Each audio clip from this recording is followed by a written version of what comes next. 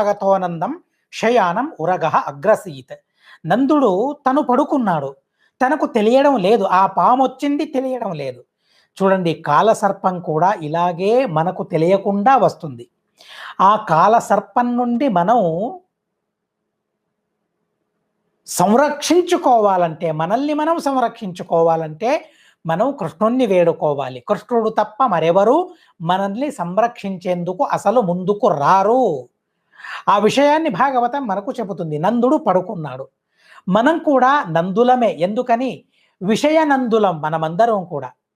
అలా విషయాల్లో తేలిపోయి, విషయాల్లో మునిగిపోయి ఆనందాన్ని అనుభవిస్తూ ఉన్నాం గనక మనం కూడా నందులమే. పడుకున్నాం అంటే అజ్ఞానం అనే నిద్ర వశమైపోయాం మనమందరం కూడా. అలాంటప్పుడు ఏం జరుగుతూ ఉంది అంటే, కాలసర్పం మనల్ని మింగడానికని వచ్చింది. అలాంటి సందర్భంలో ఏం చేయాలి? మనం కృష్ణుణ్ణి మనం ప్రార్థించాలి అనే విషయాన్ని ఈ కథ మనకు చాలా అద్భుతంగా చెబుతూ ఉంది. ఆ పాము నందుణ్ణి మింగుతూ ఉంది, జోరుగా హోరుగా తను అరుస్తూ ఉన్నాడు. ఆ భగవంతుణ్ణి గురించి కృష్ణ కృష్ణ మహాన అయం సర్పో మాం గ్రసతే తాత ప్రపన్నం పరిమోచయ. నాన్న కృష్ణ, భగవన్ కృష్ణ ఎక్కడున్నావయ్యా? ఈ సర్పము నన్ను పట్టి పీడిస్తుంది, నన్ను మింగుతూ ఉంది, నన్ను సంరక్షించవయ్యా అని ఎలుగెత్తి అరుస్తూ ఉన్నాడు నందుడు. అలాంటి సందర్భంలో అందరికీ మెలకువ వచ్చింది. అందరూ చూస్తూ ఉన్నారు, ఆ పాము తనను మింగుతూ ఉంది. ఏం చేయాలి? ఏం చేయడం తమ వల్ల సాధ్యం అని అనుకుని అక్కడే వెలుగు ఉండడం కోసమని కాగడాలను వెలిగించారు వారందరూ కూడా. అంటే వెలుగును చూసి కొన్ని ప్రాణులు భయపడి పారిపోతాయి గనుక.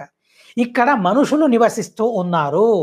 అగ్నిని చూసి, కాగడాలను చూసి చూడండి, ఆ ప్రాణులు కూడా అనుకుంటాయట, ఏ రోజు లేని కాగడాలు ఈ రోజు వెలుగుతూ ఉన్నాయంటే ఇక్కడ మనుషులు వాస్తవ్యం ఉన్నారని ఆ ప్రాణులు అర్థం చేసుకుని ఆ ప్రదేశాన్ని విడిచిపెట్టి వెళ్ళిపోతాయి. అందుకోసం కాగడాలను వెలిగించారు. చూడండి, పశువులకు, ప్రాణులకు కూడా తెలుసు ఏంటి, ఇన్ని రోజులు లేని ఒక వ్యవస్థ ఈ రోజు ఉందంటే ఆ వ్యవస్థ వెనుక మనిషి ఉంటాడు. అలాగే ఈ ప్రపంచం ఎంత వ్యవస్థితంగా ఉందని, వ్యవస్థితమైన ఈ ప్రపంచం యొక్క నిర్మాణం వెనక మనుష్యోత్తముడైన, నరోత్తముడైన, సర్వోత్తముడైన ఆ భగవంతుడు ఉన్నాడని ఎందుకని మనం అర్థం చేసుకోవడం లేదు? ఎందుకని మనకు అర్థమవ్వడం లేదు? కొన్ని కాగడాలను చూసి, ఇన్ని రోజులు లేని కాగడాలు ఇక్కడ ఉన్నాయంటే ఆ కాగడాలను వెలిగించిన వాళ్ళు ఉండాలే అని అనుకుని అక్కడి నుంచి వెళ్ళిపోయాయి ప్రాణులంతా. కానీ మనకే అర్థం కావడం లేదు కదా. ఇలాంటి విచిత్రమైన ప్రపంచం ఉందే, ఈ ప్రపంచం వెనుక సర్వోత్తముడైన ఆ భగవంతుని హస్తం ఉన్నదని ఎందుకు అర్థం చేసుకోవడం లేదు మనం అసలు?